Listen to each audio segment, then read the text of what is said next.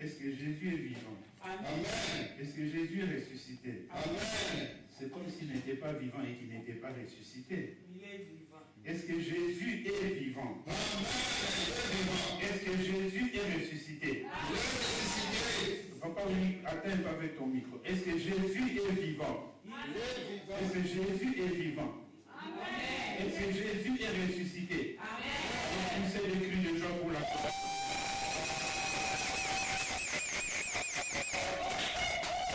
Amen. Amen. Que le nom de l'Éternel soit loué. Vas-y, ma fille.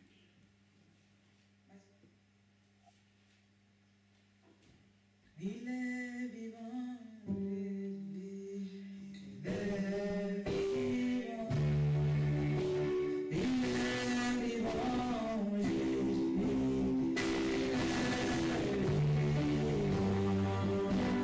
Le roi des rois, c'est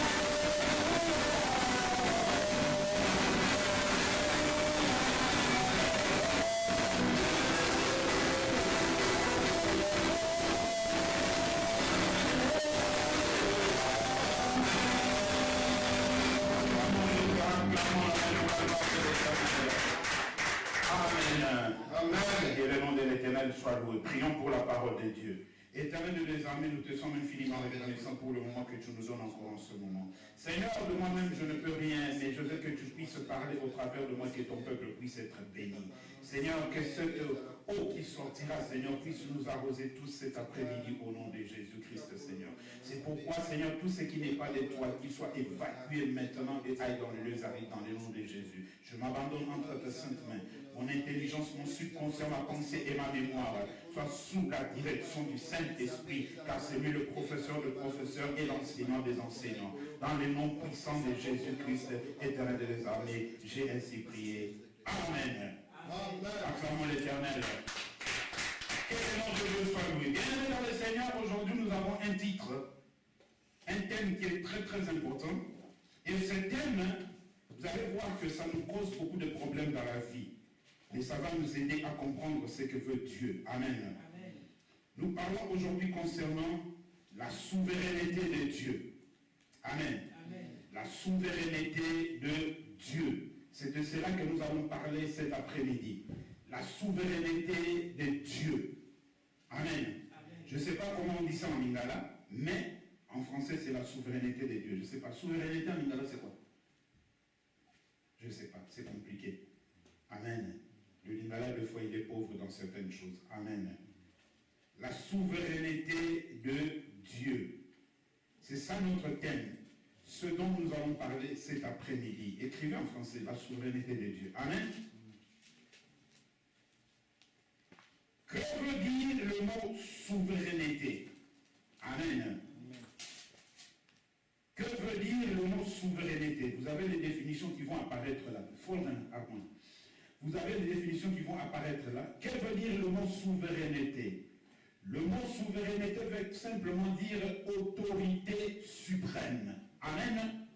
Autorité suprême.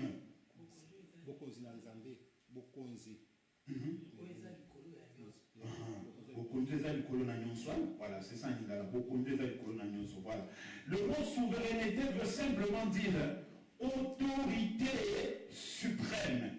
Vous savez, dans une armée, quand on parle de la suprématie, on dit, par exemple, le président de la République ou bien le Premier ministre dans un régime royal, on dit qu'il est le chef de force, chef suprême des forces armées. C'est-à-dire, au-dessus du chef d'état-major, il y a maintenant le chef de l'État ou le Premier ministre. Alléluia. Quoi qu'il est un civil, mais il est le commandant suprême, donc celui qui donne le feu vert à l'armée d'aller au combat ou d'aller attaquer. Amen. Et nous parlons de la souveraineté de Dieu. Donc le mot souveraineté veut simplement dire une autorité suprême, c'est-à-dire au-dessus de cette autorité-là, il n'y en a point d'autre. Amen. Au-dessus de celle-là, il n'y en a point d'autre. Seule celle-là qui compte. Amen. Alors dans le mot souveraineté, nous trouvons également ce que nous appelons souverain. Amen. On ne peut pas parler de souveraineté s'il n'y a pas de souverain. Et dans le mot souveraineté sort le mot souverain. Un souverain c'est qui? C'est celui qui est au-dessus de tout. Amen. Un souverain c'est celui qui est au-dessus de tout. Ici, c'est vrai, nous avons des présidents de la République, nous avons le roi, nous avons le Premier ministre, mais ils ne sont pas souverains. Parce que sur la terre des vivants, il est écrit, je crois, dans chaque constitution, la force est à la loi. C'est la loi qui est au-dessus de tout le monde, sur la terre des vivants. Mais chez Dieu, ce n'est pas pareil. Dieu est souverain. Il est au-dessus de tout. Et les lois établies par les hommes est au-dessus du monde visible comme invisible. Alléluia. Est-ce que vous me suivez jusque-là? Alors, quand on parle de suprême, la suprématie, c'est quoi? C'est la supériorité. C'est lui qui est supérieur en tout et pour tout. Je crois que j'ai été clair. Amen. Amen. Bienvenue dans le Seigneur. Lorsque nous parlons de la souveraineté de Dieu, cela nous cause beaucoup de problèmes. Pourquoi? Car dans la souveraineté de Dieu, il y a des choses qui sont agréables et des choses qui sont désagréables. Mais tout ça dans la souveraineté de Dieu. Amen. Vous savez, la volonté de Dieu, la volonté parfaite de Dieu est différente de la souveraineté de Dieu. La volonté parfaite de Dieu, Dieu peut te la révéler. Tu peux la connaître à travers les Écritures. Tu peux la connaître par une parole qui peut t'envoyer à travers une personne. Mais tandis que la souveraineté de Dieu, elle est cachée aux hommes. C'est comme un mystère. Alléluia. C'est comme un mystère. Et vous allez comprendre pendant qu'on est en train d'entrer d'avancer dans le message que la souveraineté est trop compliquée pour l'homme et elle cause aussi à l'homme beaucoup de problèmes. Car nul ne connaît la souveraineté de Dieu. Amen. Donc vous devez comprendre que quand vous marchez dans votre chrétienté avec la volonté parfaite de Dieu, c'est bien, mais quelque part dans votre tête, vous devez vous attendre qu'il y a aussi la souveraineté de Dieu qui peut vous dévier de la volonté parfaite de Dieu. Et si vous ne comprenez pas, vous risquerez de croire que c'est le diable ou c'est le démon ou c'est votre propre chair qui vous a permis d'aller par là. Or, c'est dans la souveraineté de Dieu. Alléluia. Amen. Dieu, dans sa souveraineté, peut permettre des choses que l'on ne peut pas comprendre. Dieu, dans sa souveraineté, peut t'envoyer dire des choses ou faire des choses que le monde ne peut pas comprendre. Et on peut te lapiller, et on peut te traiter de n'importe quoi, de n'importe qui à cause de cela, mais c'est permis par Dieu, dans sa souveraineté. Dieu, dans sa souveraineté, je l'ai toujours dit, bien-aimé, dans sa souveraineté, quand nous disons que Dieu est lié à sa parole, amen, Dieu est lié avec sa parole, ça c'est vrai, c'est un fait qu'il n'y a pas de commentaire à faire là-dessus, mais Dieu aussi est capable, dans sa souveraineté, de sortir de sa parole. Il est capable de vous dire des choses que vous vérifierez dans les Écritures qui n'existent pas. Amen. Il est capable de vous dire des choses ou de poser des actes qu'on ne peut pas vérifier dans les Écritures. Et si tu ne peux pas le faire, tu risquerais de croire que non, c'est un démon qui m'a envoyé, c'est le diable qui est en train de me pousser, mais cela vient de Dieu dans sa souveraineté. Amen. Est-ce que quelqu'un me comprend? Amen. Dans la souveraineté de Dieu, je dis qu'il y a des choses agréables et désagréables. C'est pourquoi j'ai toujours dit ceci. Lorsque vous marchez avec Dieu, lorsque vous êtes convaincu, peu importe que ça soit biblique ou pas, lorsque vous êtes convaincu par l'Esprit de Dieu, peu importe ce que les gens diront, ou voudront dire, ou voudront savoir, si vous êtes vraiment convaincu par l'Esprit de Dieu, passez à l'acte. Amen.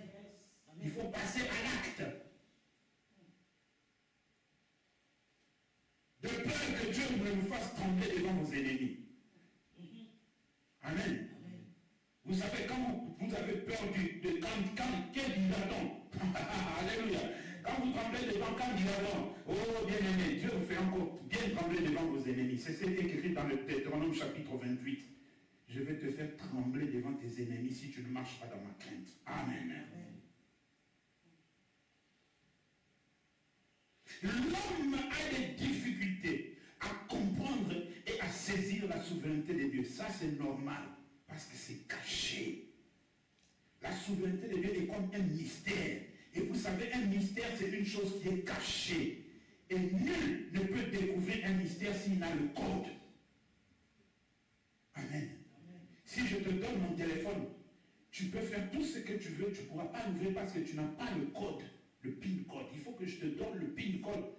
Comme j'ai donné je donne à Harmonia quand je suis devant ici pour qu'elle puisse ouvrir et faire la connexion avec Internet. Alléluia. Amen. Et si je ne donne pas le code, elle ne pourra pas ouvrir.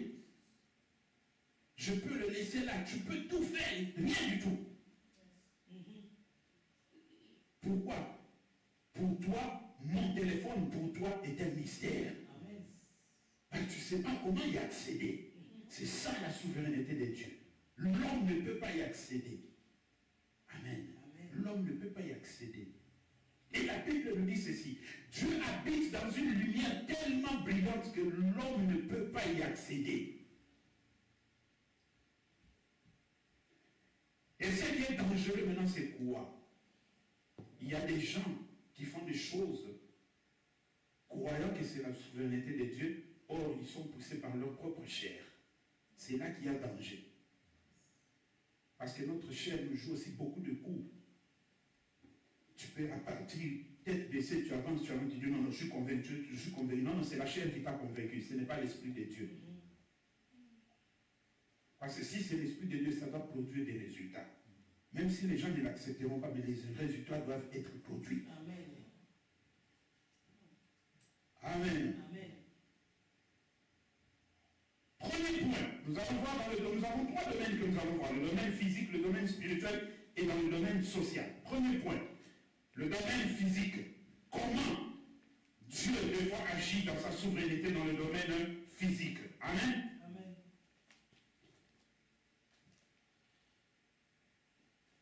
2 Corinthiens chapitre 12, le verset 7 à 10. Domaine physique. 2 Corinthiens chapitre 12, le verset 7 à 10. La Bible déclare ceci. Et pour que je ne sois pas enflé d'orgueil, à cause de l'excellence de ces révélations, il m'a été mis une écharpe dans la chair, un ange de Satan, pour me souffleter et m'empêcher de m'enorgueillir. 3 fois j'ai prié le Seigneur de l'éloigner de moi, et il m'a dit, ma grâce te suffit, car ma puissance s'accomplit dans la faiblesse. Je me glorifierai donc bien plus volontiers avec de mes faiblesses, afin que la puissance de Dieu repose sur moi. C'est pourquoi je me plais dans les faiblesses, dans les outrages, dans les calamités et dans les persécutions, dans les détresses pour Christ. Car quand je suis faible, c'est alors que je suis fort. Amen. Amen. Voici un homme appelé par Dieu. 2 Corinthiens chapitre 12, verset 7 à 10. Voici un homme appelé par Dieu. Cet homme qui a grandi au pied du grand docteur Gamaliel, qui était reconnu et renommé à l'époque. Alléluia. Gamaliel n'était pas n'importe qui. Gamaliel était celui qui avait donné un conseil aux Sadducéens, aux Hérodiens et aux autres en disant que n'attaquez pas les apôtres. Si ce qu'ils sont en train de faire vient de leur propre chair, ce comme dit dans une faute de la vient de leur propre chair, ils vont échouer. Mais si ça vient de Dieu, ne courez pas le risque de combattre Dieu. Alléluia. Des fois, les gens oublient ça. Si tu me combats, tu combats Papa Wenu, tu combats Maman Mété, ou tu combats un des membres de cette église, toi, tu croiras combattre la personne que tu vois comme ça physiquement. Mais en réalité, spirituellement, tu es en train de combattre celui qui est derrière cette personne. Amen. Et celui qui est derrière cette personne, si c'est un enfant de Dieu authentique, c'est Dieu lui-même qui est derrière. Amen. Alléluia. Et voici maintenant le grand Gamaliel, il a instruit Paul dans le judaïsme. Paul était instruit dans le judaïsme. Paul était une personne à l'époque où ce n'était pas le cas, tout le monde avait la nationalité romaine. C'était un luxe.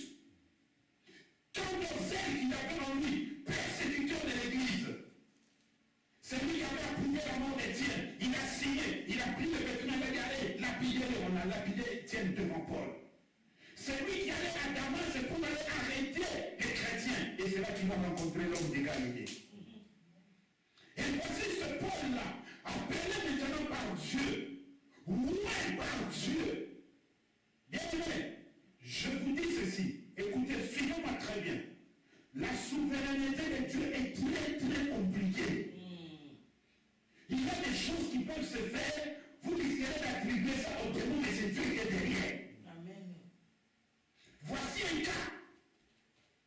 Paul appelé par Dieu. Ouais, des miracles extraordinaires se produisant à travers lui. Des révélations terribles, très épiques. Mais le même Paul, il dit ceci, j'ai prié au Seigneur 3 fois pour qu'il m'enlève cette écharpe qui est en moi. Mais le Seigneur m'a dit, je ne le ferai pas, car ma puissance s'accomplit dans ta faiblesse. Le Seigneur savait que Paul était un homme orgueilleux. Si je ne laisse pas ce démon-là en lui, vous m'entendez très bien? Il dit, si je ne laisse pas ce démon-là en lui, pour le tourmenter, je vais le perdre. Amen. Comment vous pouvez m'expliquer ça? Dieu laissant un démon dans le corps de son fils pour qu'il le tourmente, pour qu'il ne devienne pas orgueilleux. Nous parlons de la souveraineté de Dieu. Amen.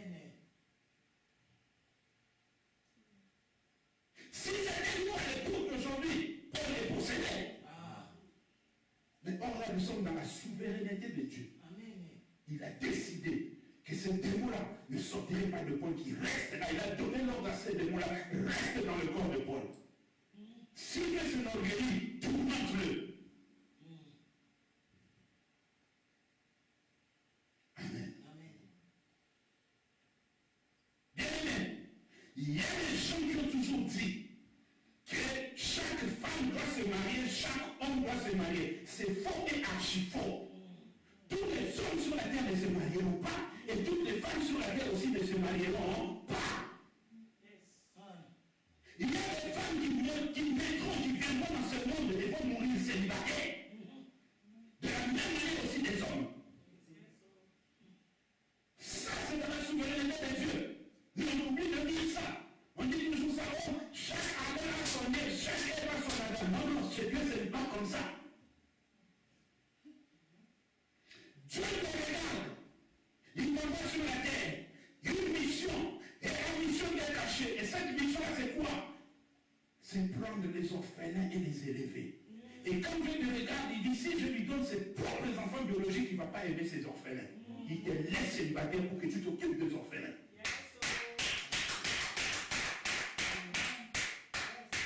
La souveraineté est compliquée.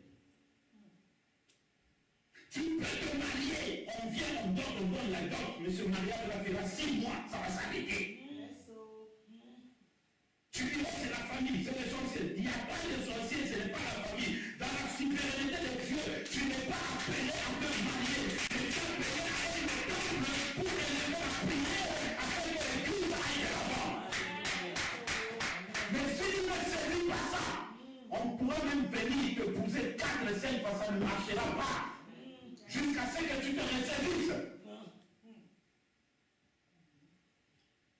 La souveraineté de Dieu. Un démon qui laisse dans les corps d'un enfant de Dieu, ça c'est compliqué ça. On ne comprend plus rien. Et oui, c'est ça la souveraineté de Dieu, on ne peut pas la comprendre. Lui-même le dit, pour que je ne sois pas, que je ne m'enorgueillisse pas, il m'a été mis un ange de Satan à moi pour me souffleter à cause de l'excellence des grâces qui sont en moi. Dieu peut t'appeler à t'utiliser puissamment en parole et en acte, en tout. Mais Dieu, quand il me regarde, il dit, si je fais passer l'argent devant lui, je vais le perdre. Tu seras là, on est en train de bénir les gens, de distribuer même de l'argent. La personne a un paquet d'argent comme ça qu'il peut te donner. Mais la personne te donne $100. Et pendant qu'il est en train de donner aux autres 5 000, 5 000, 5 000. Et quand il arrive chez toi, il dit, bon, je vois ce que j'ai maintenant, je n'en ai plus beaucoup. Prends seulement les 5 si je te verrai la prochaine fois. C'est Dieu qui est derrière ça. Amen. Dans sa souveraineté, il a dit que jusqu'à ce que tu mourras, tu ne verras jamais un gros paquet d'argent. Parce qu'il n'a pas envie de te perdre. Si tu ne comprends pas ça, tu vas commencer à chasser l'esprit de pauvreté dans le vide.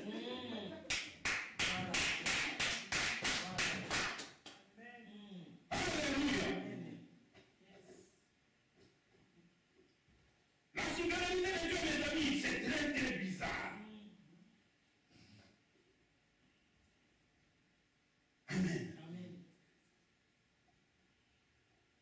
Il y a une prophétesse aux États-Unis qui s'est mariée à un homme. Ça n'a pas marché. Alléluia. Ça n'a pas marché. Quand j'ai suivi l'histoire de cette prophétesse, j'ai compris qu'elle n'était pas appelée à se marier. La première fois qu'elle s'est mariée, elle a rencontré un homme. Elle servait déjà Dieu. Et l'homme qu'elle a rencontré, cet homme-là a fait d'elle un sac de boxe. Chaque jour. Ils avaient une voiture. Mais là où elle travaillait, il n'y avait pas de moyen de transport en commun. Donc il pouvait aller la déposer, puisque l'homme ne faisait rien, c'est elle qui travaillait. Mais l'homme me disait d'aller à pied. Et elle marchait à pied chaque jour. Et quand elle marchait à pied, tu viens de travail, tu es fatigué. Et quand tu rentres, il lui donne, tu dis, ah oui, tu rentres à la maison à 19h. Mais marcher à pied et la fatigue du travail. Des fois, elle ouvrait la porte à 20h, 20h15. Dès qu'elle entre, je t'avais dit 19h, 20h15. Elle pleurait. Seigneur, qu'est-ce qu'est-ce que j'ai fait? Seigneur, pourquoi c'est Seigneur, pourquoi c'est là? Un jour, il est parti au travail. En revenant comme ça, elle ouvre la maison. Elle regarde comme ça, elle regarde le placard où son mari mettait ses vêtements. Rien. Elle appelle rien. Elle cherche rien. Elle dit, Seigneur, qu'est-ce qui est arrivé? Je vais appeler la police. Le Seigneur lui arrête. Quelle police tu vas appeler? C'est moi qui l'ai chassé. Alléluia. Dieu dit, c'est moi qui l'ai chassé. Parce que c'est un obstacle pour que tu me serves. C'est pourquoi je l'ai chassé. Mais on avait béni le mariage à l'église, une grande fête. 4 ans après, elle se remarie encore. On lui donne même une bague avec 7 diamants. Une bague qui coûtait à peu près 300 000 $.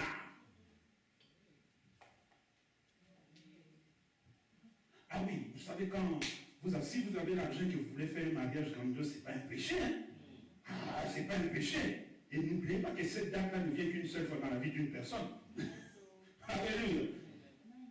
Une bague avec des diamants, sertis de diamants. 300-400 000 $, le prix. Ils ont fait un parcours, 7 ans. La 7e année, ça a capoté, ça a sauté.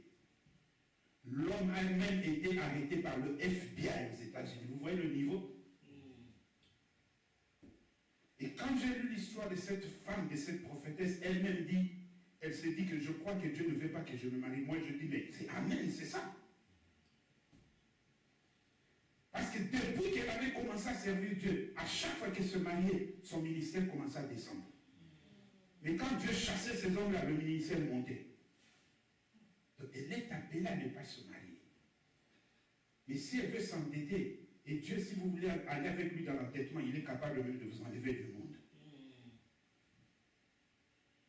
Amen. L'aveugle né, Jean chapitre 9, verset 1 à 3. Un jour, les disciples sont en train de passer avec Jésus. Ils voient un aveugle, né aveugle. Pas qu'il est né, après il est devenu aveugle. Non, il sort du ventre de sa mère aveugle. Et on pose à Jésus la question. Cet homme-là est né aveugle, pourquoi? Ce sont ses parents qui ont péché ou ses grands-parents qui ont péché? Écoutez la réponse du maître.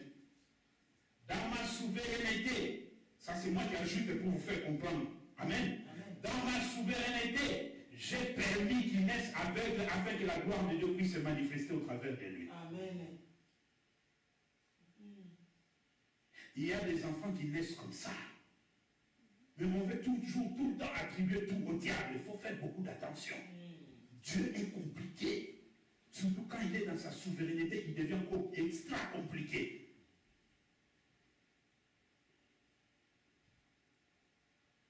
Un enfant peut naître sans bras. Elle nous dit que non, ce sont les démons de la famille. Non, c'est Dieu qui est derrière. Et Dieu sait comment il va utiliser cet enfant sur la terre de vivant. Amen. Amen. Avec le nez. C'est Jésus nous-mêmes qui déclare, il dit que afin que la gloire de Dieu, les œuvres de Dieu puissent être manifestes. Mais comment un grand Dieu, un Dieu qui est bon, un Dieu qui est merveilleux, peut envoyer quelqu'un sur la terre qui est aveugle? C'est là le problème. C'est là le problème. Vous pouvez naître avec un défaut corporel, mais dont Dieu est derrière. Pas les hommes ni le diable. Mais dans sa souveraineté, Dieu est derrière.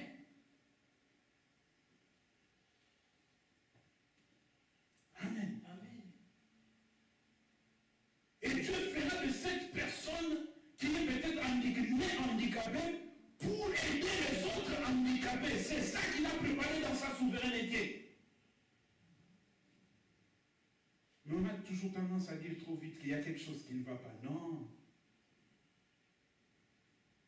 Dieu sait ce qu'il fait. Il est souverain, au-dessus de tout. Personne ne peut le contrôler. C'est lui qui contrôle tout. Amen. C'est pourquoi il pose la question. Qui a été dans mon conseil quand je décide les choses? Qui est mon conseiller pour me dire ce que je dois faire? Personne. qui je dois quelque chose pour que je puisse lui payer en retour? Personne. Car tout a été créé par lui et pour lui. Alléluia. Dans sa souveraineté, un aveugle né.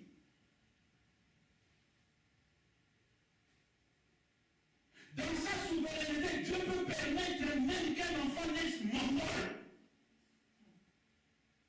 Ah oui. Alléluia. Ce que nous appelons trisomique. Souvent on dit mongol, mais ce sont les trisomiques. Alléluia. Dieu peut permettre comme ça dans sa souveraineté, mais il a un plan dans la vie de cet enfant. Amen. J'ai vu une famille. Ils sont nés 6 enfants, non 7. L'aîné de la famille, le père, un castard, presque 2 mètres. La mère, une castarde, presque 1 mètre 80. Mais l'aîné de la famille, la fille aînée de la famille, naine, là, comme ça. L'aîné, naine, comme ça. Mais tous ceux qui viennent après elle, ils sont comme les autres parents. Alléluia. Ils sont comme les autres parents. Et voilà maintenant comment 2 personnes qui sont bonnes physiquement peuvent donner naissance à une naine. Oh, Dieu avait un plan. Les parents n'avaient pas beaucoup de moyens. Et c'est cette grande sœur, l'aînée de la famille, c'était elle la plus intelligente de toutes les filles. Elle est partie jusqu'à l'université, elle a fini l'université, elle a décossé une bourse, elle est venue en Europe, elle a étudié, elle est rentrée au pays, elle a eu un bon poste dans le ministère. Et c'est elle maintenant qui est le drapeau de la famille en train de les tirer comme ça. Alors maintenant, si vous avez négligé parce qu'elle est née, vous avez dit on va s'occuper des autres, elle on va la négliger, vous allez souffrir davantage. Mais moi je sais quand même que tout parent qui est dans le bon sens, peu importe comment l'enfant est ou l'enfant doit sortir, l'amour est toujours là. Amen. Parce que tu dois garder 9 mois, c'est ton fils, alléluia, ou ta fille, amen. Dans le domaine physique, Dieu peut permettre des choses incroyables. Dieu peut permettre, s'il veut te bénir, bien aimé, la souveraineté de Dieu, je vous dis, c'est compliqué. Dieu peut permettre, s'il veut te bénir dans sa souveraineté, tu sors d'ici en voulant partir, tu traverses la route, on te renverse par une voiture. On te renverse par une voiture. On va avec toi à l'hôpital, on te déclare handicapé à vie. Et la personne qui t'a renversé est obligée de payer. Et quelle est cette personne qui est obligée de payer? Quand tu vas vérifier, c'est le PDG d'une grande entreprise. Il doit être obligé de payer des millions. Dans sa souveraineté, c'est comme ça que Dieu te donne des millions.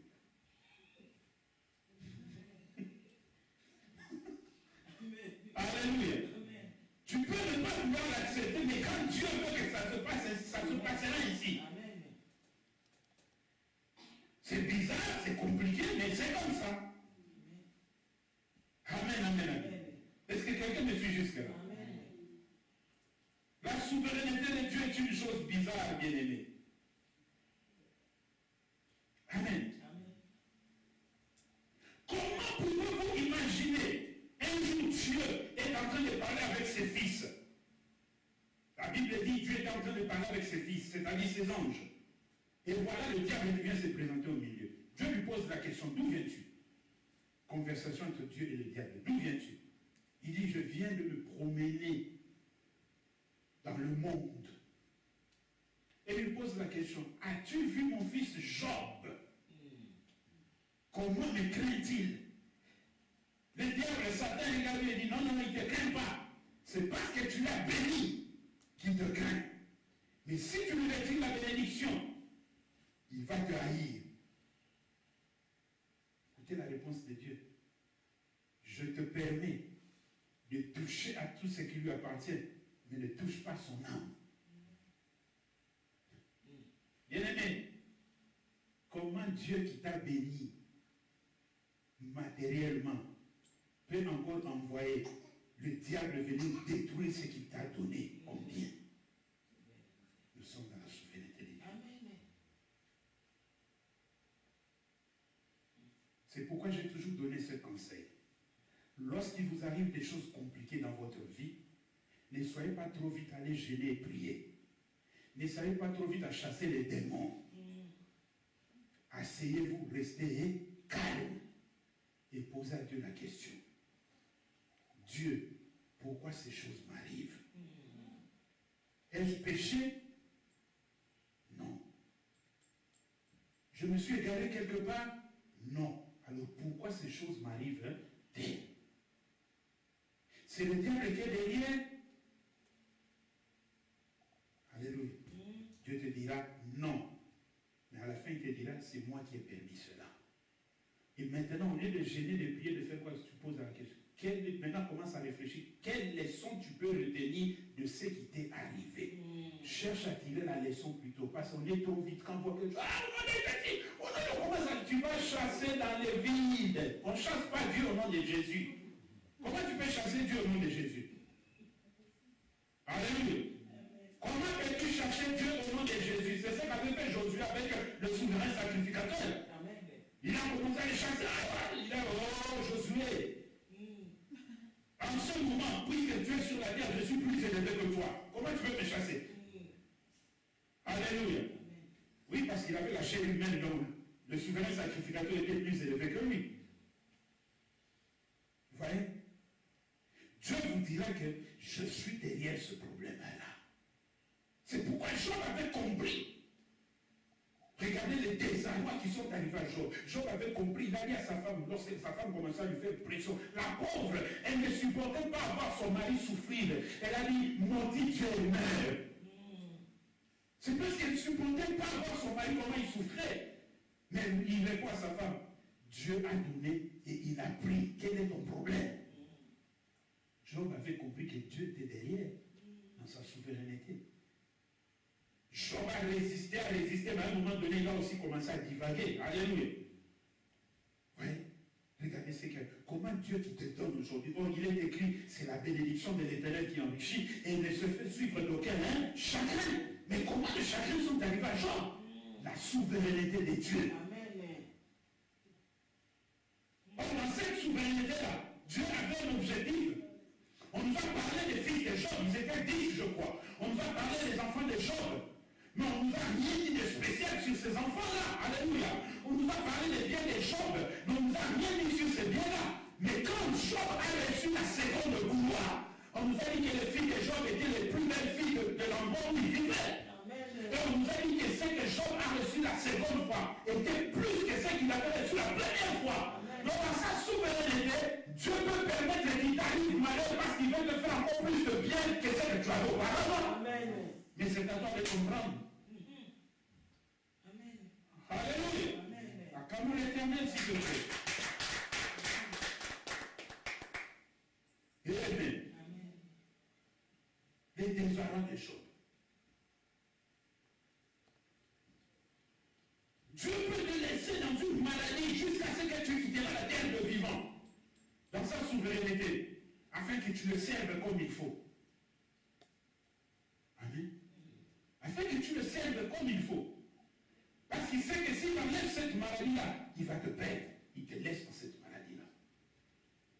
Afin que quand les gens te voient, ils te voient toujours venir. Tu es faible. Ça, c'est la chair, mais l'esprit est toujours bien disposé. Amen. Tu t'assieds. Et quand il faut prier pour les gens, le pasteur t'avait été dit, maman, viens, papa, viens, prie pour les gens. Parce que Dieu a déposé quelque chose en toi. Et quand tu commences à prier pour les gens, des miracles extraordinaires se produisent.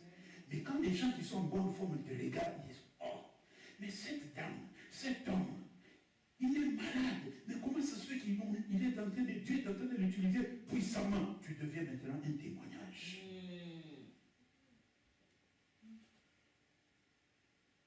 Amen. Tu deviens un témoignage. Regardez la prophétesse Anne. Quand elle s'est mariée, son mari est mort. Après que son mari soit mort, elle est restée dans son veuvage jusqu'à ce qu'elle a quitté la terre des vivants. Elle était au temple, elle priait, elle était toujours au feu pour que l'église puisse aller de l'avant. Plus de mariage. Alléluia. Amen. Plus de mariage. parce qu'elle a vu le Messie. Donc il y a des états physiques que Dieu peut te laisser dans ces positions-là parce qu'il veut faire éclater sa gloire. Tu deviens témoignage pour les autres. Quand tu vas regarder quelqu'un parce qu'il commence à souffrir simplement une semaine, tu le regardes, tu souris. Tu te dis, mais pourquoi tu souris? Dis, moi je suis comme ça fait 25 ans. Alléluia. Tu lui dis, moi je suis dans cette état, ça fait 25 ans. Quand la personne te regarde, 25 ans. Il compare ça à sa maladie, il dit que c'est rien du tout. La personne comprend que c'est rien du tout. Amen.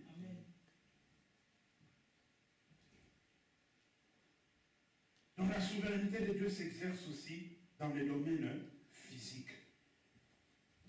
Des maladies, des handicaps.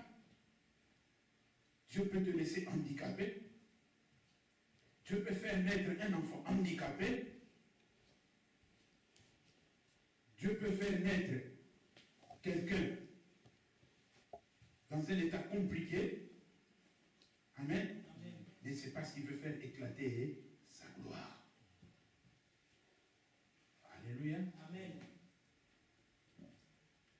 Deuxième domaine, le domaine spirituel. Le domaine spirituel.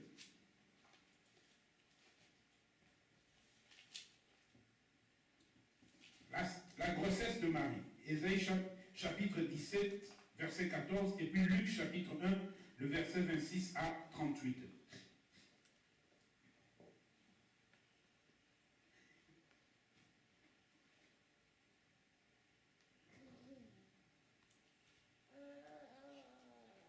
Ésaïe chapitre 7, verset 14, la Bible déclare ceci.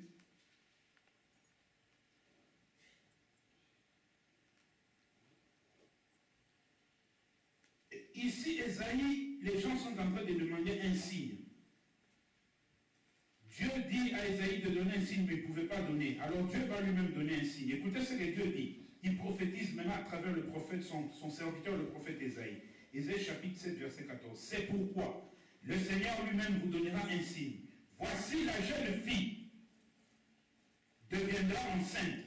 Et elle enfantera un fils et lui donnera le nom de Emmanuel, qui signifie Dieu parmi les hommes. Amen.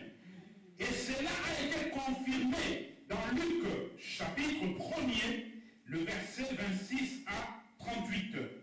Voici le ministre des Affaires étrangères, des Informations et Affaires étrangères arrive chez Marie. Dans Luc chapitre 1, le verset 26 à 38. La Bible déclare ceci. Au 6e mois, l'ange Gabriel fut envoyé par Dieu dans une ville de Galilée appelée Nazareth, auprès d'une vierge fiancée à un homme de la maison de David, nommé Joseph. Le nom de la vierge était Marie. L'ange entra chez elle et dit, je te salue, toi à qui une grâce a été faite. Le Seigneur est avec toi. Troublée par cette parole, Marie se demandait ce que pouvait signifier une telle salutation. Alléluia. L'ange lui dit, ne crains point, Marie, car tu as trouvé grâce devant Dieu. Et voici, tu deviendras enceinte, et tu enfanteras un fils, et tu lui donneras le nom de Jésus. Il sera grand, et sera appelé fils du Très-Haut. Et le Seigneur Dieu lui donnera le trône de David, son père. Il régnera sur la maison de Jacob, éternellement, et son règne n'aura point de fin. Marie dit à l'ange, comment cela se fera-t-il, puisque je ne connais point d'homme? En d'autres termes, je suis vierge. L'ange lui répondit, le Saint-Esprit viendra sur toi, et la puissance du Très-Haut te couvrira de son ombre. C'est pourquoi le Saint-Enfant qui naîtra de toi sera appelé Fils de Dieu. Voici Élisabeth, ta parente, a conçu. Elle a aussi un fils en sa vieillesse. Celle qui était appelée stérile est dans son 6e mois, car rien n'est impossible à Dieu. Marie dit, je suis la servante du Seigneur, qu'il me soit fait selon ta parole. Et l'ange la quitta. Amen. J'aime beaucoup la réponse de Marie. Qu'il me soit fait selon ta parole, car je suis la servante de l'Éternel. La Bible nous parle de la grossesse de Marie. Ésaïe, à son époque, a prophétisé. Vous savez, Ésaïe, c'était un prophète messianique. Il a beaucoup prophétisé sur Jésus. Alléluia. Mais à son époque, j'essaie un peu de voir, il a peut-être été traité de fou. Parce que c'est un homme, à un moment donné, qui avait aussi prophétisé nu. Alléluia. Donc je crois que la aussi traité de fou. Esaïe a prophétisé sur la domination et le règne de Jésus en disant, un fils nous est donné, un enfant nous est donné, et la domination reposera sur ses épaules. On l'appellera prince de paix, divin conseiller, divin maître, ainsi de suite. Alléluia. Mais voici, ce même Esaïe, lorsque Dieu lui donne ceci, il lui prophétise et parle qu'une vierge, jeune femme, deviendra enceinte. Et elle mettra au monde un fils, on l'appellera Emmanuel. Je suis sûr et certain que tous ceux qui étaient autour de lui l'ont traité de fou. Comment une vierge peut-elle tomber enceinte? Et voici quelques années plus tard, l'ange Gabriel vient voir la personne destinée, Marie. Il dit, salut Marie, toi à qui une grâce a été accordée. Voici, tu deviendras bientôt enceinte. Et tu enfanteras un fils. Et Marie se pose la question. Humainement, elle se pose la question. Comment cela se fera-t-il?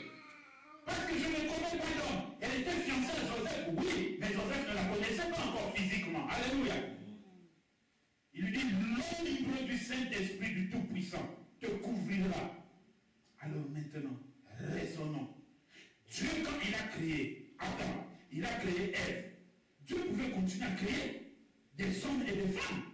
Mais il a créé Adam et puis il a créé Ève. Après, qu'est-ce qu'il a dit? Multipliez-vous. Ça sous-entend quoi? Que la naissance humaine passe par l'homme et par la femme quand ils s'unissent. Amen. Passe par l'homme et la femme quand ils s'unissent. C'est ce que Dieu a donné comme faveur dans le jardin d'Éden.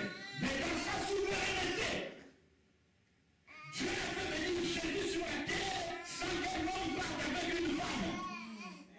Amen. Alléluia. Bien-aimé dans le Seigneur, une femme est venue témoigner. Elle dit ceci. On était dans un jeûne et prière. On a prié. On m'a dit que tu es là, il y a des masques et tout ça, vous savez, toutes ces choses-là. On a prié pour elle. On a dit que tu es délivré. Parce qu'elle n'arrivait pas à concevoir. On a dit oui, il y a des choses de ténèbres, tout ça, on a prié, elle a été délivrée. Gloire soit rendue à l'Éternel. Maintenant, elle fait ses calculs. Elle dit, ok, maintenant comme je suis délivré, et l'homme de Dieu a dit que tous ceux qui ont été délivrés aujourd'hui vont tomber enceintes bientôt. Et cette femme-là s'est dit, pour que je tombe enceinte, il faut que j'aille avec mon mari. Ça, c'est le principe biologique que Dieu a établi. Elle a calculé ces temps, ces périodes. Elle a dit, ok, comme on a fini la prière aujourd'hui, selon ses calculs, disons que c'est un lundi, selon ses calculs, elle a dit que je peux commencer à tomber enceinte à partir de vendredi jusqu'à 2 semaines. Je donne un exemple pour que vous compreniez. Amen. Et le vendredi, elle est déjà partie acheter des nouveaux draps. Elle a dit, ça sera vraiment une fête. Le même vendredi où elle faisait ses programmes et ses calculs, quand ils vont à la prière l'après-midi, l'homme de Dieu se lève et dit, à partir d'aujourd'hui, auquel papa ne rentre à la maison, nous entrons dans le jeûne et prière de 2 semaines. Est-ce que vous comprenez ça? C'est-à-dire que ces calculs ont été faussés. On entre dans le jeûne et prière de 2 semaines. Elle est rentrée à la maison en train de murmurer. Elle disait, mais Dieu, comment tu as dit, je suis délivré. Moi, je l'avais déjà préparé que pendant ces 2 semaines, je vais être dans la joie. Et voilà maintenant que les plans. Elle a commencé à se lamenter. Les 2 semaines sont passées. 3 semaines. Elle a fait 1 mois sans que son mari ne la connaisse. 3 jours après 1 mois, c'est-à-dire le 33e jour, vous me suivez? Le 33e jour, elle a senti de malaise en elle. Elle a senti de malaise. Elle a envie de vomir, elle est partie vomir. Elle a commencé à vomir. Elle a dit, mais sûrement j'ai des ascaris. J'ai des vers peut-être dans le ventre tout ce. Elle est partie à l'hôpital pour faire les examens. En allant à l'hôpital, le docteur sort avec un sourire. Il lui dit, maman, tu n'es pas malade. Tu es bénie, maman. Tu es enceinte. Ça fait 2 semaines que tu es enceinte. Elle était étonnée.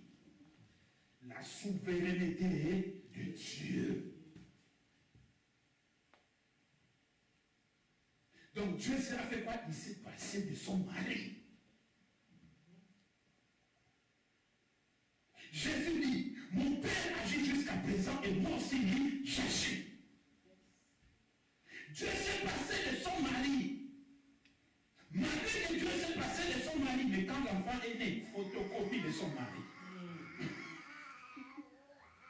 La souveraineté de Dieu est compliquée. Elle avait fait ses programmes et ses calculs. Dieu a forcé ses programmes et son calcul pour lui montrer qu'il est souverain. Qu'il peut se passer de ce que lui a permis. C'est pourquoi je vous ai dit, Dieu est capable de faire des choses qui sont au-delà de ce qu'il a permis. Et si vous ne comprenez pas, vous croyez que c'est le diable. Or, c'est Dieu qui est derrière. Même Joseph, quand il n'a pas pu que Marie est enceinte, il a voulu la répudier. Il a voulu rompre le fiançailles. N'était l'intervention de Dieu. Elle s'est dit, cette femme, moi, je ne l'ai pas touchée. Je crains Dieu, je ne l'ai pas touchée. Comment ça se fait qu'elle est enceinte? Et surtout au Moyen-Orient. Le Moyen-Orient, il raisonne comme nous, les Africains. Je sais qu'on a commencé à faire ça à Marie. Quand il passait dans la rue.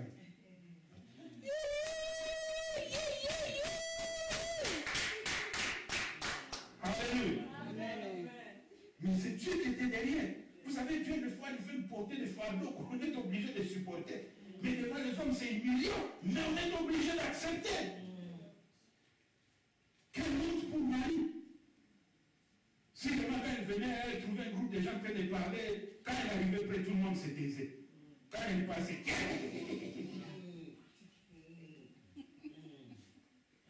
Alléluia. Dans sa souveraineté, Dieu a fait que cette femme tombe enceinte. Il s'est passé de son mari. Amen. Quand une femme tombe enceinte, même elle-même ne le sait pas, c'est Dieu le sait. Amen. C'est Dieu qui le sait. Donc Dieu, dans sa souveraineté, est capable de se passer de ce qui est spirituel. Il passe au-dessus. Alléluia. Et voilà maintenant, pour prouver que cela venait de Dieu, lorsque Marie a rencontré Élisabeth et qu'ils se sont salués, Jean-Baptiste a prophétisé dans le ventre de sa mère. À l'âge de 6 mois, il a prophétisé. Il a dit, comment la mère de mon Créateur peut-elle venir à moi? Lorsque l'homme et l'homme se rencontrent, ils se donnent la main, il n'y a rien de spécial. Mais lorsque le divin et l'humain se rencontrent, ils se donnent la main, il y a toujours quelque chose qui se passe. Amen. Alléluia. Mais spirituellement, c'est compliqué. Comment es-tu, si on met Marie assis et toi, explique-nous, comment es-tu tombée enceinte? Marie allait avoir des difficultés à expliquer. Et avec notre raisonnement aujourd'hui, on allait vous dire que Marie est possédée. Que c'est un enfant qui n'est pas clair, c'est un enfant mystique.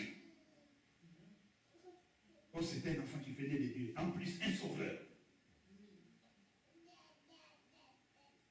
Alléluia. En plus, un sauveur. Alléluia. Voici un problème qui se pose. Rebecca tombe enceinte. Et elle sent que son ventre, il y a un combat. Elle dit, mais si c'était pour ça, je n'allais pas tomber enceinte. Elle va consulter Dieu. Dieu lui dit ceci. Dans ton ventre, il y a 2 peuples. Il y a 2 nations. Mais écoute-moi très bien, Rebecca. J'ai haï les premiers, l'aîné, mais j'aime le second. Le second sera plus fort que son aîné et il sera plus puissant que son aîné. Ainsi a décidé l'Éternel dans sa souveraineté. Amen. Or, Dieu marchait avec cette coutume juive qui disait que l'aîné, c'est lui qui héritait de ses parents. L'aîné, c'était lui qui dirigeait après le père. Mais voilà, avant la naissance de Saül et de Jacob, Dieu avait déjà fait son choix. Il a inversé la hiérarchie. Il a dit, j'ai aimé Saül et j'ai aimé Jacob et j'ai haï Saül. Alléluia.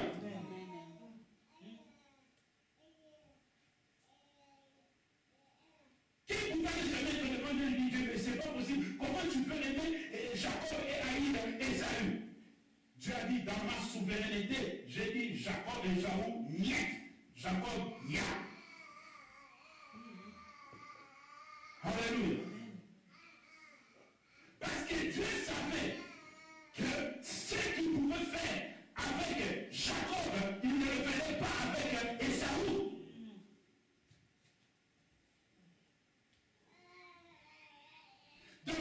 souveraineté, Dieu peut accepter des choses que vous n'allez pas comprendre. La Bible, ce n'est pas Dieu qui avait dit à Adam et à Caïn et à Abel, venez m'offrir une offrande de chacun. Ce n'est pas Dieu qui les avait envoyés. Ce n'est pas Dieu qui les avait interpellés. Mais eux-mêmes ont pris la décision d'aller offrir à Dieu une offrande de chacun. Quand ils sont arrivés devant l'autel, ils ont préparé l'autel et ils ont offert leur offrande. La Bible nous dit que Dieu a agréé l'offrande d'Abel et il a refusé celui de Caïn. Dans sa souveraineté, Dieu a refusé. Mais est-ce que Caïn avait fait quelque chose de mal à Dieu? Non. Mais dans sa souveraineté, il a dit, je ne veux pas de l'offrande de Caïn.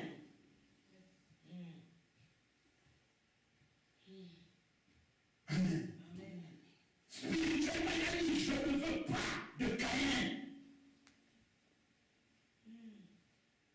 Spirituellement, Dieu a refusé de marcher avec Ésaü.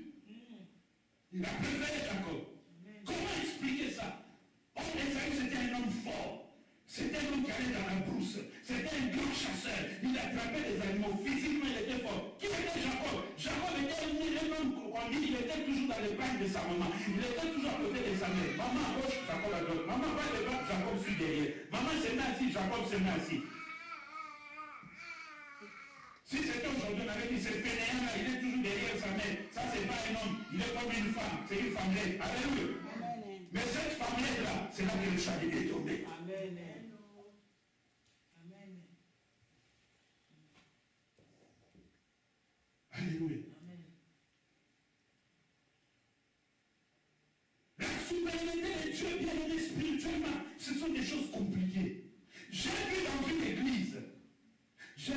église, le pasteur qui dirigeait l'église est tombé malade. Il est mort. Et quand il est mort, la guerre de leadership a commencé dans l'église. Chacun voulait diriger l'église. Tous les anciens qui étaient restés voulaient diriger l'église. Oh, c'est moi qui ai bien choisi. Oh, c'est moi qui ai bien choisi. Oh, c'est moi. Oh. Alors, vous savez que dans l'église, toujours ça, ce sont des choses qui existent. Il y a toujours un groupe de fidèles qui sont pour celui-là. Un groupe de fidèles qui sont pour celui-là. Un groupe de fidèles qui sont pour celui-là. Ces choses-là. Moi, je n'aime pas ces choses-là ici. Alléluia. Et ça n'arrivera jamais. Amen. Alors maintenant, c'est arrivé-là. Ce groupe dit non, c'est lui qui va être le pasteur. Ou pas que c'est lui. L'autre dit non, c'est lui. Ils ont dit ok, on va entrer dans la prière. Ils sont entrés dans la prière. Pendant qu'ils sont entrés dans la prière, Dieu parle à un d'eux. Il dit ok, faites venir, parce que c'était une église anglophone des Ghanéens. Il dit faites venir telle personne qui va venir pour vous prêcher concernant telle chose. Ils ont dit ok, pendant qu'on est dans la prière, cet homme de Dieu là peut venir. Ils l'ont fait venir du Ghana. Alléluia. Ils l'ont fait venir du Ghana pour qu'il vienne prêcher la parole. Après il va rentrer. L'homme de Dieu est arrivé dans l'église, il y avait des camps, l'église était divisée. Il prêche. Pendant qu'il était en train de prêcher, ce n'est même pas les serviteurs, mais eux-mêmes les fidèles, les professions commencent à descendre. Il a fait des 10 prophéties qui pointent cet homme-là, c'est lui qui va diriger l'église. Voilà la souveraineté de Dieu. Il est parti chercher quelqu'un au Ghana pour venir avec lui. Mais sous couverture, comme quoi prêcher la parole, mais c'était lui le choix de Dieu. Amen. Yes. Amen. Alléluia. Pierre a commis l'erreur de faire le tirage au sort pour choisir qui allait remplacer Judas dans le ministère. Or, Dieu, dans sa souveraineté, il avait notre choix. Ils ont tiré au sort et ils ont choisi Matthias. Depuis ce jour, on n'a plus parlé de Matthias. Son ministère s'est arrêté là. Mais Dieu, dans sa souveraineté, il va chercher un brigand. Il va chercher un persécuteur. Il va chercher un homme qui cherche à détruire l'église. Comment expliquer ça? Quelqu'un qui cherche à détruire l'église et veut le choisir comme apôtre. La souveraineté de Dieu. Amen. La souveraineté de Dieu. Amen. Un jour, je regardais dans une vidéo un homme de Dieu personnel parce qu'il est déjà mort. Il a dit ceci. Il est parti évangéliser un homme qui était connu dans leur pays comme étant un grand bandit redoutable. Il vient et lui prêche la parole. Il dit non, prophète, quitte-la, moi ces choses-là, j'aime pas ça. Il fait tout, il n'accepte pas. Comme il s'est parlé, il a dit ok. Il est resté comme ça, il a dit qu'est-ce que je vais faire? Seigneur, j'ai tout fait. Cet homme, Dieu dit vas-y, rentre encore. Il dit mais je vais rentrer pour lui dire quoi? Il dit, vas-y, rentre encore. Quand il rentre encore vers la personne, il lui dit, ok, j'ai une campagne d'évangélisation dans 2 semaines. Il dit oui. Il lui dit, alors, qu'est-ce que tu veux? Il dit, non, je veux que parce que je n'ai pas quelqu'un pour me filmer. Toi, tu vas m'aider, tu vas tenir la caméra, me filmer dans cette croisade-là. Il dit, ok, pour ça, je peux t'aider, il n'y a pas de problème. Un bandit, un brigand connu de tout le monde dans le quartier. Le jour de la croisade, on voit le bandit, le brigand avec la caméra en train de filmer. Quand les fidèles, il y en avait même qui avaient peur. Hein? Il risque de commettre. Il filme. Et c'est arrivé au moment où maintenant, après la prière, Dieu a commencé à se démontrer en parole et en acte. La puissance de Dieu est descendue dans la salle. Les miracles extraordinaires. L'homme qui avait la caméra à la main, celui qui était endurci là, qui ne voulait pas, il a laissé tomber la caméra. Il a commencé à crier, ça c'est mon homme, ça c'est mon homme, ça c'est mon homme.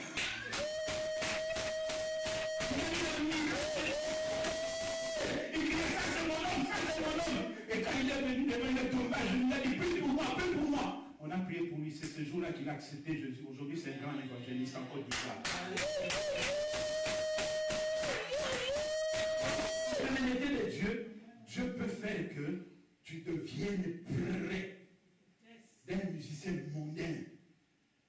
Mais les gens ne comprendront pas ça.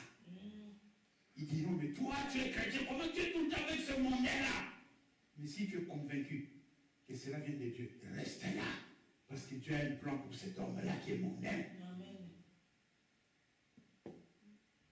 Parce qu'aujourd'hui, les chrétiens vivent une fausse chrétienté. Hein?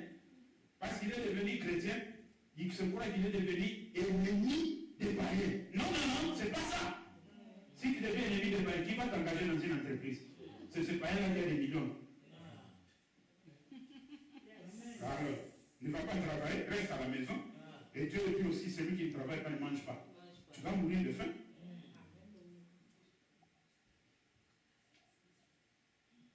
Alléluia. Dans sa souveraineté spirituellement, Dieu peut appeler qui il veut, comment il veut, mais les circonstances, c'est ça le problème. Amen.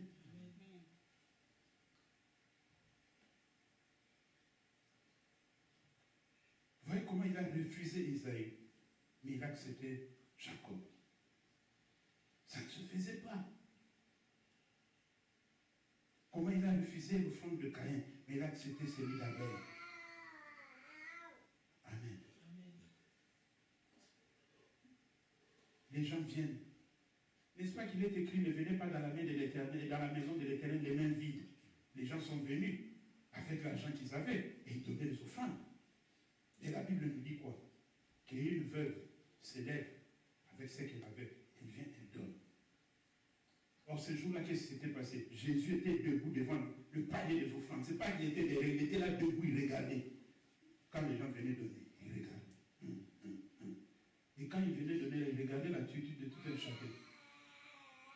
Et quand il a eu donné, il dit, de tous ceux qui ont donné ici, c'est cette femme-là qui a donné l'offrande qu'il faut. Mais elle n'avait rien donné de spécial. Mais Seigneur, tu as dit qu'on ne vienne pas dans ta maison les mains vides. Je ne suis pas venu les mains vides, j'ai donné. Comment tu peux refuser mon offrande? C'est compliqué. Amen. C'est compliqué. Que quelqu'un soit aidé aujourd'hui concernant la souveraineté de Dieu. Amen. Parce que la souveraineté de Dieu nous amène des choses des fois désagréables, mais qui sont agréables à Dieu. Alléluia. Normalement, selon la parole de Dieu, il n'est pas permis à un chrétien d'aller épouser un païen. Je vous donne un exemple. Voici l'exemple clé. Le mariage d'Isaac et de Rebecca. Où est-ce qu'on a trouvé Rebecca? On l'a trouvé à côté de l'eau. Cela veut dire dans la parole de Dieu. Mais, Dieu dans sa souveraineté peut vous pousser à aller marier un païen parce qu'il a un plan. Pourquoi? Il a regardé parmi tous les chrétiens là. il n'y a personne qui pourra supporter le ministère ou ce qu'il a déposé en toi. Et il a dit, ce païen-là va le supporter. Amen. Parce que quand on marie un païen, voici un exemple, quand un chrétien marie un non-chrétien, c'est comme si vous avez épousé un cadavre. Oui, mais je vous explique. C'est comme si vous allez épouser un cadavre. Pourquoi? Parce que l'homme ou la femme que vous allez marier, physiquement, elle réagit par rapport à son âme et spirituellement, elle est morte. Amen. Alors, si vous n'avez pas décodé le mystère de Dieu concernant le mariage, cet homme-là ou cette femme-là peut être un obstacle dans votre vie chrétienne. Et quand un homme ou une femme commence à devenir un obstacle dans votre vie chrétienne, vous avez des problèmes sérieux. Vous avez des sérieux problèmes. Amen. Mais Dieu, dans sa souveraineté, peut vous envoyer comme ça. Comme il avait fait avec le prophète Ézéchiel. Je crois. Hein? Attendez. Ézéchiel ou Osée? Osée. Le prophète Osée. Il dit, tu vas aller vers une prostituée, avoir des enfants avec elle. Mais ça avait un but. Le but était sorti des noms qu'il donnait à ces enfants-là, qu'il avait avec la prostituée. Amen.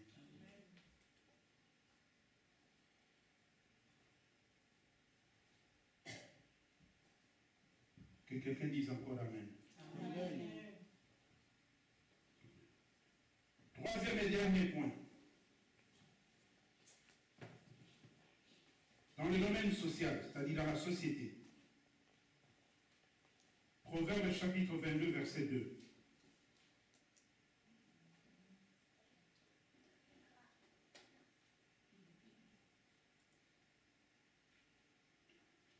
Proverbe chapitre 22, verset 2.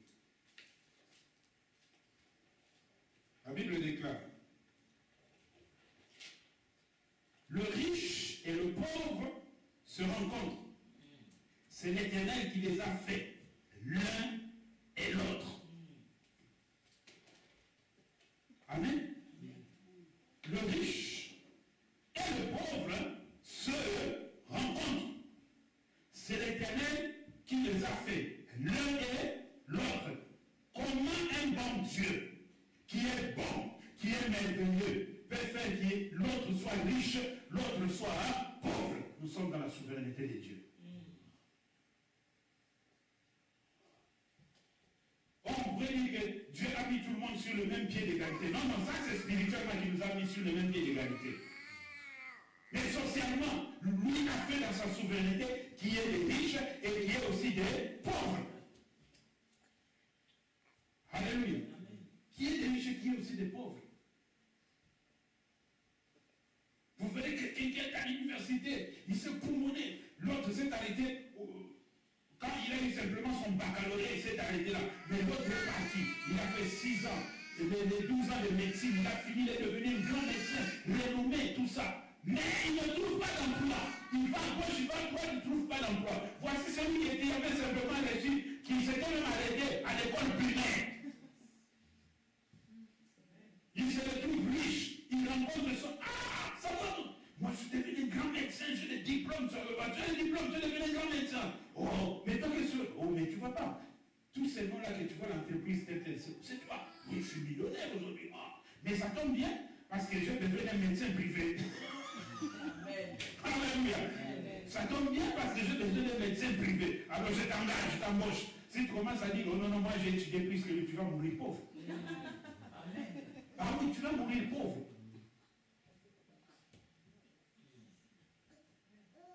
Vous savez, un conseil dans la vie. Dans la vie, on ne saute pas à être grand directement. Ça n'existe pas. Dans la vie, on commence petit à petit. C'est-à-dire, dans la vie, tu dois commencer d'abord par tu es un lézard. Tu es un lézard, au fur et à mesure. Après être lézard, tu deviendras un crocodile. Tu ne peux pas devenir un crocodile comme ça directement. Non, tu commences par être un lézard. Après, tu deviendras un crocodile. Alors maintenant, si tu veux faire la tête, oh moi j'ai beaucoup étudié, oh moi j'étais plus intelligent que lui à l'école, moi c'est lui qui faisait, c'est moi qui faisais ses examens, c'est moi qui lui montrais comment je finissais de travailler, c'est lui que je montrais, lui ne peut pas me diriger, tu vas mourir pauvre.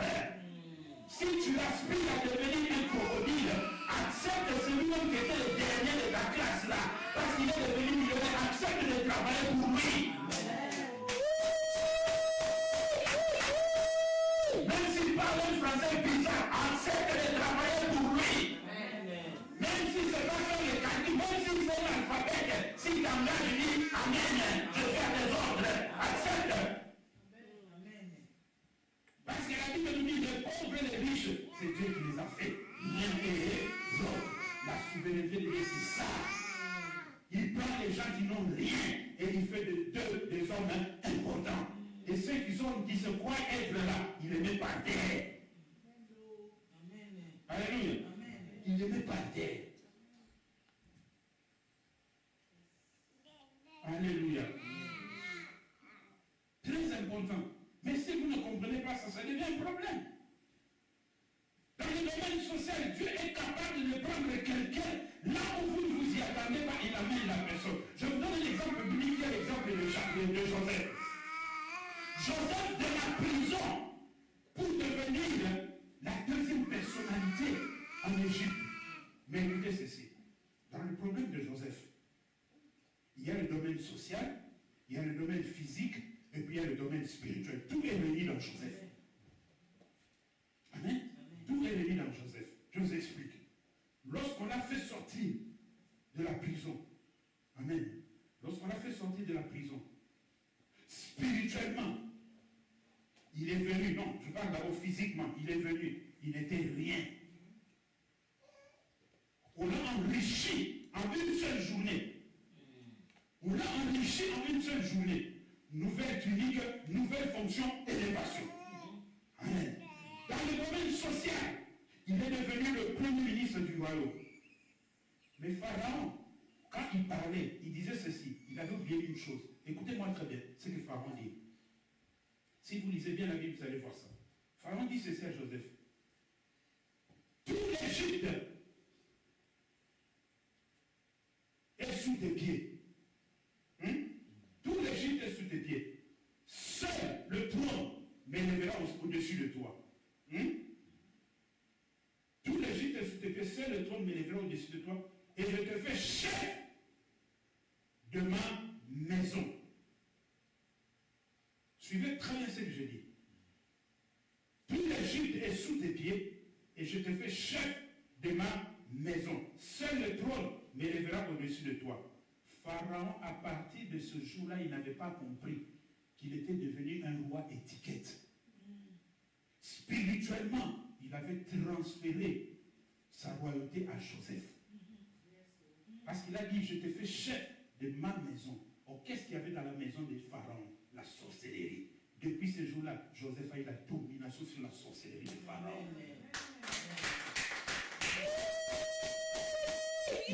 Domination sur la sorcellerie égyptienne. Et si vous suivez les témoignages des gens qui ont été dans le monde des ténèbres, ils vous diront que parmi l'occultisme qui règne dans le monde, il y a aussi l'occultisme égyptien qui est cité à un haut niveau. Mais ce jour-là, Joseph a pris la domination. Pharaon parlait mais ne savait pas ce qu'il disait. Et moi, je suis sûr qu'il était poussé par Dieu. Il dit, je te donne l'Égypte. En lui donnant l'Égypte, il lui a donné d'abord la seigneurie sur tous ceux qui étaient les petits dieux dans l'Égypte. Et quand il dit maintenant, je te donne la chefferie de ma maison, c'était là que Pharaon était fini. Donc Joseph a réuni en lui seul tous les droits, physiquement, socialement et spirituellement. Amen. Dans la souveraineté de Dieu, Dieu peut faire que même le frère ou la soeur qu'on est avec dans l'église, maman ou papa, si tu lui regardes comme ça, tu dis non parce qu'on prie ensemble, c'est compliqué pour toi. Mais s'il dit que j'ai un travail que je vais te donner, tu vas travailler pour moi. Tu regardes, mais on vient à l'église ensemble. Qu'est-ce qu'elle ou lui pourra faire pour moi? Si tu commences à raisonner ainsi, tu es baptiste. Alléluia. Tu es baptiste.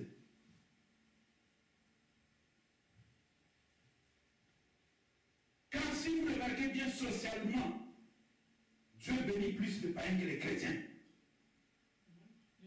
Mais leur argent nous appartient. Un homme de Dieu avait lancé une annonce dans l'église. Il dit, nous avons un problème, nous devons bâtir, nous devons acheter ce bâtiment, tout ça parce que nous ne pouvons plus rien faire, nous avons besoin de ce bâtiment. Comment nous allons faire, on ne sait pas, mais nous voulons acheter ce bâtiment. Pendant qu'il a lancé l'annonce, il attendait, il ne voyait personne. Et voici un jour qu'il était dans son bureau assis, il voit un homme entrer. L'homme entre, il vient, il se met assis. C'est un géant, un costaud, barbu, avec des cheveux bizarres, avec son borsalon de cow-boy, avec des chaussures de cow-boy, il se met assis. Et à côté de lui, il y avait une botte. Vous voyez les bottes, les sentières des cow-boys là. Il en avait deux, il met à côté de lui. Avec sa voix là. Oh, pasteur, ça va. C'était aux États-Unis. Pasteur, ça va, ça va. Qu'est-ce que je peux faire pour toi, mon bien-aimé? Ouais, pasteur, j'ai entendu, tu as donné l'annonce que je vais acheter les bâtiments, tout ça. Il dit, oui, on a donné l'annonce, mais on ne sait pas comment on va faire. Ok, pasteur, ça fait... Tu me connais? Il dit, non, je ne te connais pas. Il sort pochette d'un album, il lui montre, il dit, tu vois. Il dit, ah, c'est toi. J'entends simplement le nom, mais je ne te connais pas. Alors, ok, c'est moi, pasteur. Depuis que je joue la musique, ça fait au moins 30 ans. Quand je joue, je reçois l'argent, je cache toujours ma dîme dans ces bottes-là. Alléluia. Je cache ma dîme dans ces bottes-là. Et dimanche, j'étais venu à l'église, j'ai entendu qu'il y a un problème pour payer la salle au pasteur. Je n'ai jamais regardé combien il y a dans ces bottes-là. Toi-même, tu vas compter et vous allez faire quelque chose pour la salle. L'autre sorti est parti.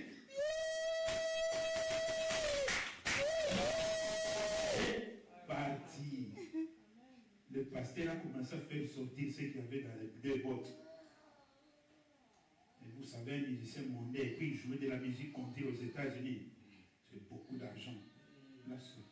Donc l'homme dans ces bottes-là, il y avait presque les 3/4 du montant qu'on demandait pour acheter la salle. Maintenant, si c'était toi, tu allais dire quoi? C'est un musicien mondain. Il est venu avec son argent pour m'envoûter. Comment vous allez acheter les bâtiments? La souveraineté de Dieu est compliquée.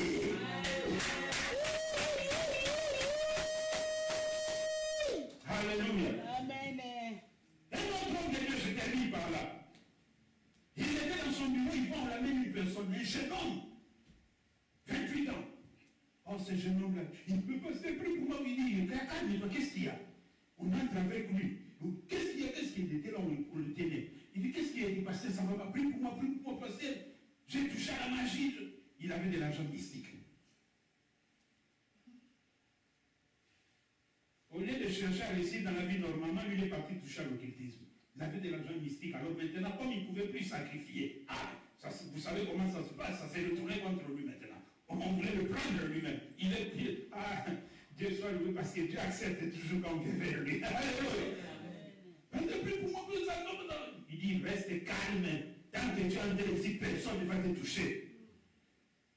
Il lui pose la question, il dit, j'ai touché à la magie, j'ai de l'argent mystique. Derrière chez moi, il y a une malle pleine d'argent, mais dans cette malle-là, il y a un grand serpent. Alléluia. Il y a un grand serpent dans cette malle-là. J'ai plein d'argent, mais il y a un serpent là-dedans. Le pasteur dit, ok, enfin compris pour toi, avant que tu commences à dire tout ce que on doit d'abord aller faire sortir tout ce que tu as comme fétiche dans ta maison. Pasteur a envoyé des intercesseurs, ils sont partis là-bas, ils ont pris la malle, tous les fétiches là, ils sont venus avec ça. Ils ont pris les fétiches, ils ont brûlé. Le pasteur a gardé la malle là-bas au coin. Il a laissé la malle là au coin. Il a dit alors maintenant, il dit, qu'est-ce qu'il y a là-bas? Il dit, non, pasteur, il y a un agent mystique, il y a un grand serpent là-bas. Si tu ouvres là-bas, c'est la mort ici, c'est un serpent très dangereux. Le pasteur dit, calme-toi. Écoutez la prière de l'homme de Dieu. Il va vers la malle. Il se met devant la malle. Il dit, il n'a pas fait, oh, non, prière. Non. Toi, serpent, qui est dans cette malle, je t'ordonne de quitter. Tu pars seul, tu restes, tu laisses l'argent ici. Toi, tu pars. Alléluia.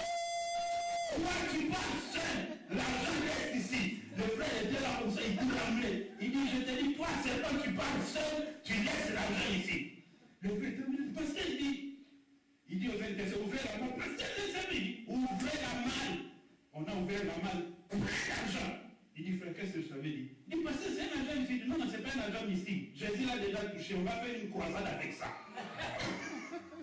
Alléluia. Il est revenu maintenant chez les frères. Allez, la délivrance a commencé. Les esprits impurs sont sortis. Les frères ont été délivrés. Le diable a perdu et son argent et la personne qui l'avait lié. Et Jésus a été glorifié. Et Dieu vous bénisse.